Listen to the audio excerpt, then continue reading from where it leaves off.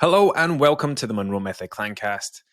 I am Jason Monroe and this is episode 80. I like it when we get to these ending in zeros numbers as we rack up these tens. It feels like a little bit of a milestone. Now, pardon my deeper, croakier voice today. My son brought something home from school. He's been coughing for the last couple of weeks and it has inevitably, finally, caught up with me right before I'm heading out to the boxing at the weekend down in Leeds. But hey ho, I mean, it's just how these things go every single time. So I will keep my throat lubricated throughout this, so hopefully it won't affect your ears too much.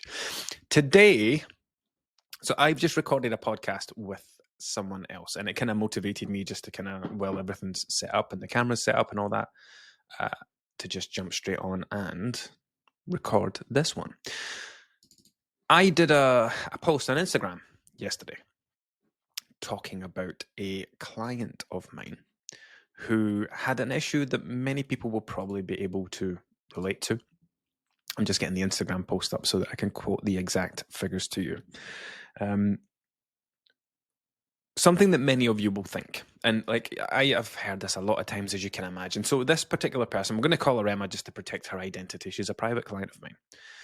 She said she was rather frustrated, and she said, "I just want to meet my friends for a coffee and cake without it affecting my weight." Now, you probably have your own version of this, right? You just want to be able to go out for a meal. You just want to be able to have a takeaway. You just want to be able to have some chocolate. You want to just be able to eat some cake without it immediately leading to weight gain. Now, deep down, you know that's not happening, right? That's not how it works. Cake does not make you gain weight. Takeaways do not make you gain weight. Eating out doesn't make you gain weight, right? None of this stuff is making you gain weight. It is, as I would like to think most people know by now, the kind of consistent overconsumption of calories, right? It's not the cake, it's not the takeaways, it's not this or that. It is the bigger picture, the overall picture. To help you understand that better, I am going to throw some numbers at you, okay? So listen very carefully. You don't need to know the specific numbers, but it will help kind of paint the picture, right? So let's talk about Emma. Emma loved coffee and cake dates. But she was worried that this was one of you. So, just to give you some background, inside the Monroe Method, when people come and join us for the first time, they work through the kind of initial 7 days. So you work through a 14-day course, basically. That's your start point. You go to Slimming World, you get handed a big book. You come to the Monroe Method, you work through a 14-day course, 5 to 10 minutes a day on average. Watch a video. Sometimes there's a little homework task. Sometimes I'll ask you to go listen to a podcast episode. 5 to 10 minutes a day mostly. And this is us getting you into the right frame of mind, working on your mindset, and building you up to getting started. So you do not come in, get calories, and just start losing weight straight away, right? There's a kind of process initially for the first 5 days. On day 7, we'll calculate your calories and macros. And you'll do that by filling in a template, and then we'll do the stuff at our site. Within that template, within that form, one of the questions is, and this is intentional, right? I want the person to tell me in their own words where they think their weight gain has come from. So it's, what do you think your biggest challenges are when it comes to your weight? Sometimes, I mean, it's a very eye-opening question, because sometimes people are completely aware of the issues, and that's great because they know what the issue is. They're just not doing anything about it. And that's the thing that they need help with. Some people don't know what the issue is, and some people will think the issue is one thing and it's not at all, right? So Emma loves going on coffee and cake dates at Costa with a friend. And she had the belief that these were the reason she wasn't losing weight. These were the things that were sabotaging her weight loss progress, right? So I have a very logical brain. It's one of the reasons I love being a nutritionist. I love coaching people so much, is because every person is a problem, or every person is multiple problems, and it's my job to help them solve those problems. So I broke this one down to its base level, right? So I asked Emma, first question, how often do you go to Costa? Twice a month, once or twice a month. Me and my friend have this agreement that we're They made this pact a long time ago because they were always trying to make plans and they were never actually meeting up, and they were going 3 to 6 months without seeing each other. So one day they turned around and said, right, let's make a deal. We will meet up once or twice a month. Every month, go to Costa, coffee, cake, catch up. We'll call it the 3 C's. No, we'll call it the 4 C's. Coffee, cake, catch up, Costa. The four C's. I wonder if a friend's called Caroline or something. Then we could call it the 5 C's. Anyway, so right, cool. So of a 31 day month, you have 2 occasions where you are going to go to Costa. Let's just say 2, right? For this, let's lean towards the top end of it. Tell me now, Emma, when you're at Costa, what do you order? Well, I always order a cappuccino, and if they've got it, I'll have a carrot and walnut cake. If not, I'll get something else. I went, right, let's throw some numbers around. Let's call it 200 calories for the cappuccino. Let's call it 500 calories for your slice of carrot and walnut cake. So every time you go to Costa, it's around 700 calories. And you do that twice a month, which is 1,400 calories per month. Now, I don't know what you think of those numbers. Me, I know that's absolutely nothing. You might think that's very high, but let's get into it to explain why this really is a nothing situation. Emma's daily calorie burn is somewhere around 2,200 calories. Now, over a month, let's take that over a 30-day month, Emma burns 66,000 calories per day. Probably not, per day, per month.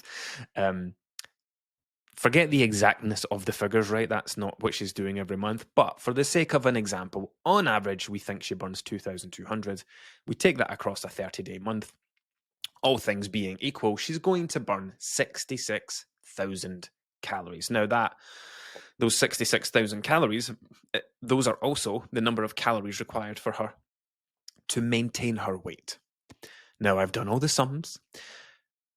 1,400 calories per month from her 2 coffee and cake dates with her friend accounts for 2% of those calories. So of everything that Emma does in a month, these 2 trips to Costa are taking up just 2% of her total calories for the month. Now, I'll ask you this question. Do you think that what Emma is doing 2% of the time is the difference between her losing weight or not? Of course not, right? What's having the bigger impact? The 2% or the other 98%? What's deciding her weight here? Sure as shit, it's not the Costa coffee dates.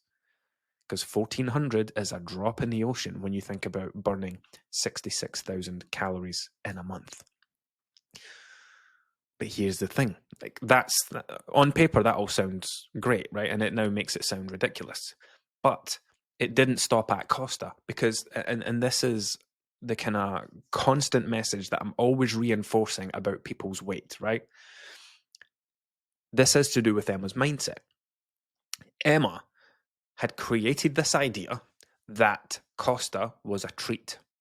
It was naughty. It was an indulgence. It was something she enjoyed, but it was also something bad.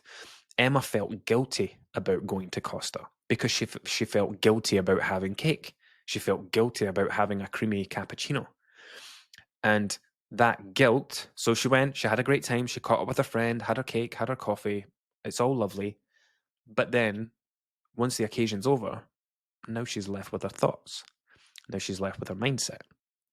And those guilty feelings would then lead into a full weekend-long binge afterwards. So she's met this friend at 10 a.m. on a Saturday morning, and now she's had this cake. She's been thinking about it. She's got some negative thoughts. She attaches negative labels. We've spoken about this in other episodes, positive and negative labeling, how to create a great relationship with food. The kind of core fundamentals of a poor relationship with food is splitting them up into good and bad categories. So because she saw Costa as like a treat type situation, a reward type situation, and cake would be classified on her list of bad foods, of naughty foods, of indulgent foods. Now she feels bad. She feels bad because she thinks she's done something bad. And how the fuck is meeting up with one of your best friends creating a plan. How many of you have friends that you do not ever see for months and months at a time, and you keep saying, oh, we need to get a catch up, we need to do this, we need to do that, and you don't do it? Actually going through a process and coming up with a way of making sure you do that regularly, that's a great thing. It's not a negative thing. But Emma had this issue with cake. It was on her naughty food list, her bad food list. And now, here she is, after this lovely occasion with her friend, left with these horrible thoughts, left with these horrible feelings, because she had painted cake as a villain, as a bad guy. And you might have heard me say this before, but you will never have a positive experience with a food that you believe to be bad. How are you meant to feel good after eating something you call bad? And remember, one of the reasons that people have these lists of food is to make themselves feel bad. You know, it could have stemmed from the past where you told yourself that cake was the devil, it was terrible, it was the enemy, it was awful, and you've done that intentionally because you're trying to paint it. You're trying to paint such a bad picture of it to put yourself off eating it in the future. If I make this thing sound completely... think about a relationship that you've been in. Most people listening to this are women, right? Think about a relationship you've been in with a guy who was a bit of a dickhead, but you still loved him, you still liked him, whatever. And you break up. And you're thinking about going back with him, but instead... you make him sound awful. He's a prick. He's this, he's that, he's selfish. You know, you talk to your friends, you tell your friends how awful he is. And you get this all the time where I've had friends like this who will come and tell you and say, you know, they'll tell you terrible stories about this person because they think that if they make them sound awful enough to you, they won't go back to them. You know, I can't go back with them. I've just told Claire that this guy's an absolute asshole and he did this and did that. What are they going to think when I go back to him? Part of the reason that they do that is to try and put themselves off going back to him. And it's the same when it comes to food, right? If someone has eaten a lot of cake and they now feel horrible after it, they're going to try and make it sound like the worst thing in the world, purely to try and put themselves off going back to it in the future. That's why people make food out to be awful. I've worked with people who have told me sugar is the devil. It's evil. It's a poison. And then come back to me a week later saying, oh my God, I've eaten so many Haribos this weekend. Oh, I thought it was a devil. I thought it was a poison. You know, they say these things to make it sound so awful that they won't want to have it. So anyway, that's part of the reason that people give such horrible labels to certain foods. They are doing it in an effort to try and control their behavior around it. But all they do in the long run, because that person loves cake, they love chocolate, they love whatever it is they're trying to make sound terrible. You know, you love that thing. You're going to have it in the future. And when you do have it in the future, how are you going to feel after you've made it out to be the worst thing in the world? So you will never have a positive experience eating a food that you label negatively. You will never have a good experience with a food that you think is bad, right? If you think something bad, how are you going to feel after you eat it? Bad. And that was the problem with Emma. She thought cake was a bad food, naughty, etc. But she still loved it, especially her favourite cake from Costa.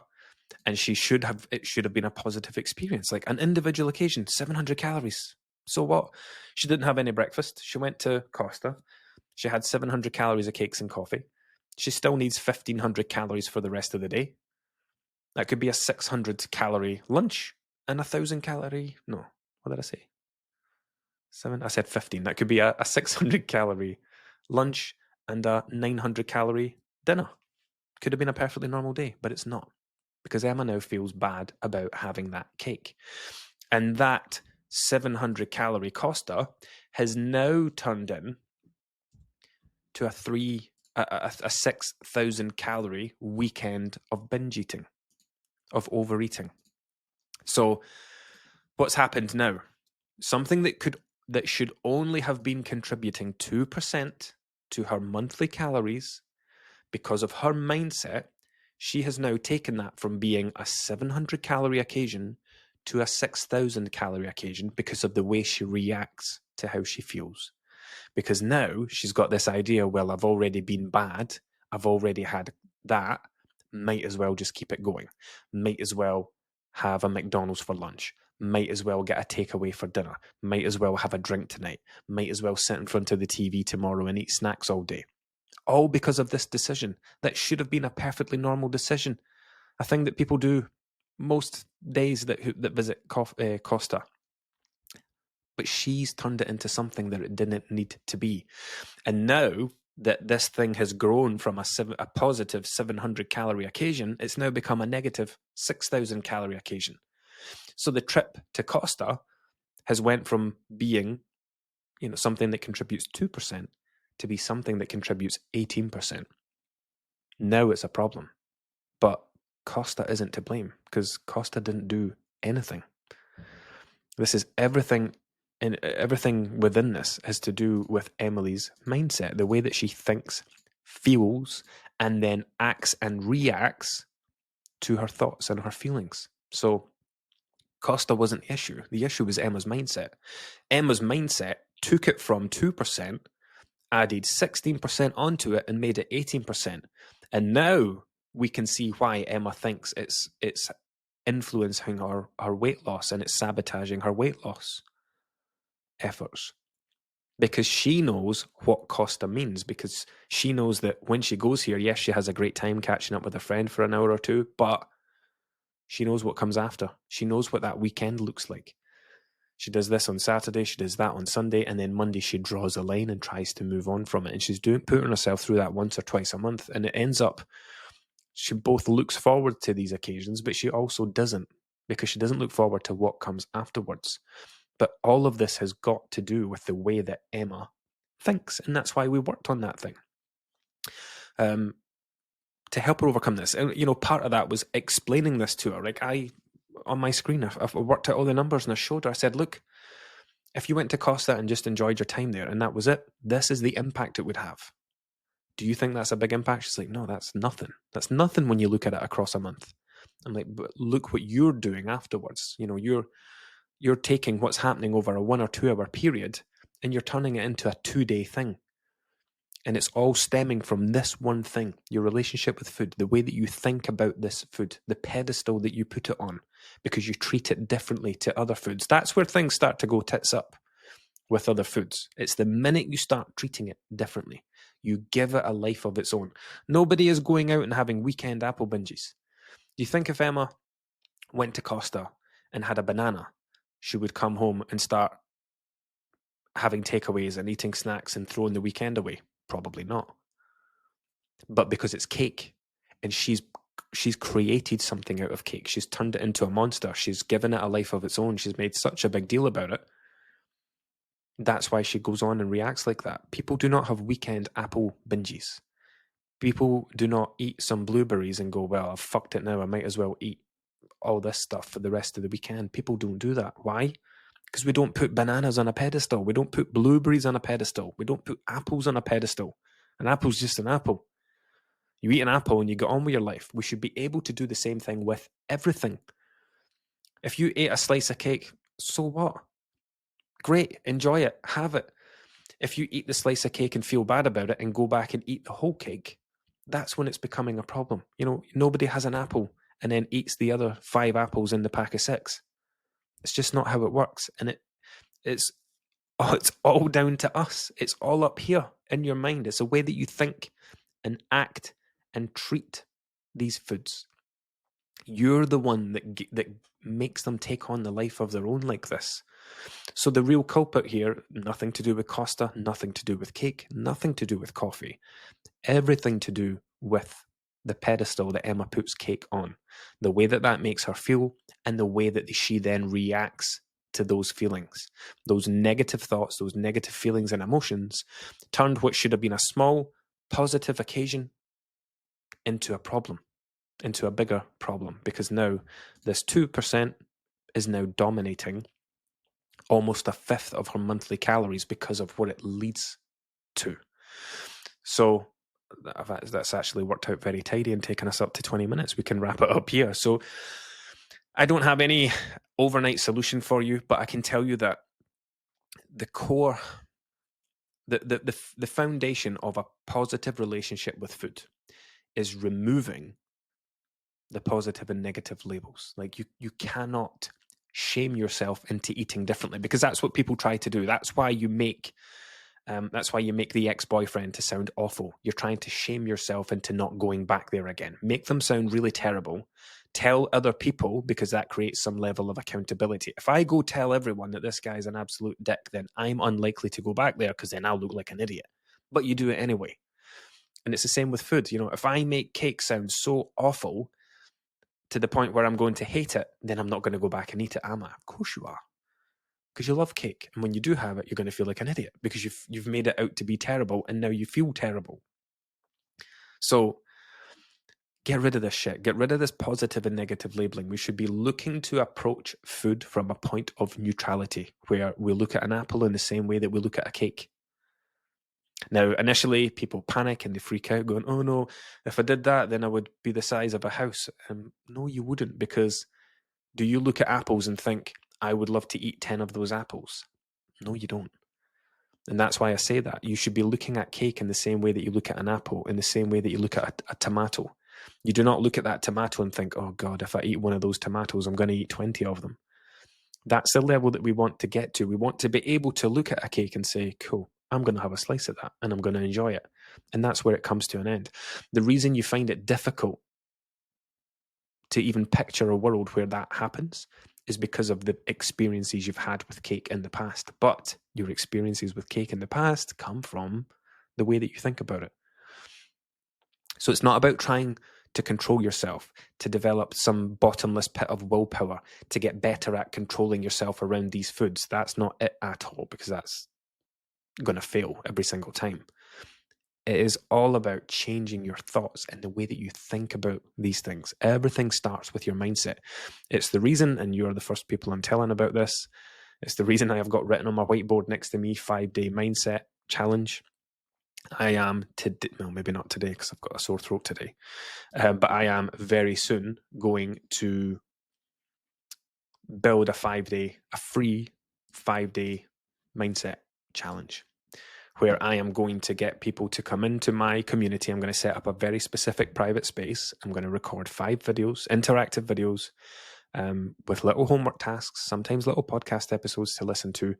And it is going to be basically me guiding people through a 5-day process to get you away from what you're thinking just now when it comes to your weight, to thinking in a way that will set you up for success. Now, to be completely open and honest, the whole purpose of it is that I will get people to come and do this thing for free. And by the end of it, they will want to come in and do a 15-day trial, right? That's what I get out of it. So I'm doing it to generate more customers for the Monroe method.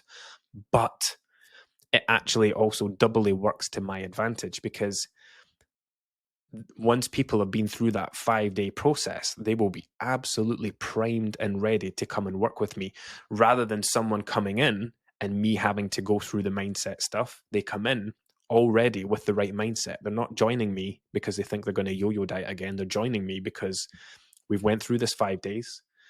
We've established why you've been doing things wrong, why you've been thinking about things wrong. We've got you thinking in a much more positive way. You are now ready to go on an epic weight loss journey. Not only that, you now know what's important. You now know it's not about the number on the scale. You now know what you should be focusing on. And it's going to doubly benefit me, because it means that I'm going to get this stream of people who are in the right space of mind to go through this process and see it through to the end. So I'm very excited about it. Watch out my socials and emails for more details. But the beginning of June, I'm going to launch this ongoing 5-day mindset challenge, to bring people in, let them go through these 5 days, completely transform the way that they think, using things like this 20-minute, well, it's now at 25, but this podcast episode, like thinking like this and helping, because I like to think that when you listen to these, we can't do this because you can't leave comments on them or feedback or anything, but I would like to think that these little bite-sized pieces, these little podcast episodes, act as light bulb moments, little aha moments. So you go, do you know what? You're right. Nobody has weekend apple binges, but why do we do it with cake? But we don't do it with apples. And that's what, it gets your brain starting to think differently. And that's the fundamental thing behind everything when it comes to long-term weight loss, to losing the weight that you want to lose and living at a goal weight. You cannot You cannot live at your goal weight while still thinking the same way you're thinking just now. I could wave a magic wand at you right now, snap you to your goal weight, and you would immediately go on and start gaining weight again because nothing's changed about your thoughts. You're still the same person up here that gained that weight in the first place. If I took your brain and put it in the body of a smaller person, you would start taking that body to a higher weight because you're not changing anything about the way that you think, the way that you eat, the way that you react when you go to Costa and have cake with your friends. You know, these things have to be resolved. They have to be worked on, identified, unpacked, taken to pieces and built back up again so that you can think differently, because you cannot make a long-term meaningful change to your weight without making a meaningful long-term change to the way that you think, because it's your thoughts, your habits, your behaviors, your reactions, your emotions, your relationship with food. It's all of these things that decide what your weight does. So if you want to change your weight for any length of time, these are the things that you need to work on. And that's the purpose of this 5-day mindset challenge, to get people thinking in the right way, to stop thinking about the scales, to stop thinking about the amount of time it's going to take, and to think purely about, okay, I've been yo-yo dieting for 20 years, but the reason for that is not once have I ever started trying to change my thoughts. This 5-day thing has just helped me see where I've been going wrong in the past. I understand what I need to start doing now. Let's have another go at the weight loss thing now that I'm coming at it from the right angle and from the right mindset. Anyway, that's enough from me today. I hope this has been valuable. My voice actually held up all right because I just spoke a little bit quieter. I will catch up with you next time.